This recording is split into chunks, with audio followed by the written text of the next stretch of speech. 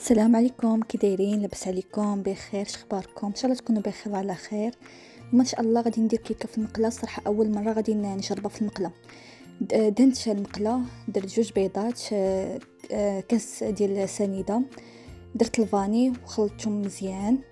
فاش دهنت المقله درت فيها الطحين، رشيت فيها الطحين باش ما تلصقش ليا. من بعد درت كاس ديال الحليب، درتو كنكب وانا كنخلط في نفس الوقت. من بعد درت نص كاس ديال الزيت وكنكب وكنخلط. ودابا درت الطحين، المهم الطحين على حسب الخليط.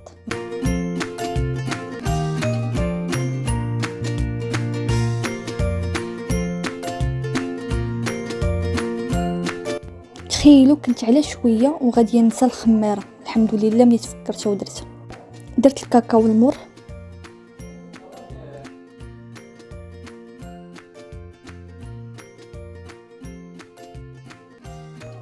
خلطته مزيان حتى ما يبقاش دوك الكبيرات. ها نتوما شوفوا كيفاش جا.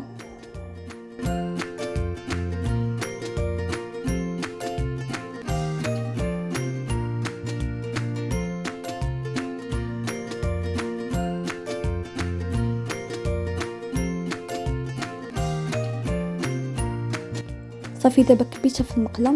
غير هو العافيه خصها تكون قليله، ما خصهاش تكون مجهده، حيت الا درتوها مجهده غادي طيب لكم من الفوق ومن الوسط كاع ما غادي طيب لكم. وتقريبا خليوها واحد 40 دقيقه تقريبا. صافي نتوما كيف ما كتشوفوا درتها، ودابا غادي نغطيها بالغطايه. ايوا ها نتوما شوفوا كيفاش جات، ما شاء الله صراحه جات زوينه. درتها بنوطيلا. المهم نتوما كيبقى الاختيار ديالكم في التزيين، ضروري ما تجربوها. كنتمنى يكون عجبكم الفيديو وما تنساوش تجربوها، راه كتجي رائعه. وما تنساوش تخليو شي متابعه وجيم باش يبقى يوصل لكم الجديد. باي باي.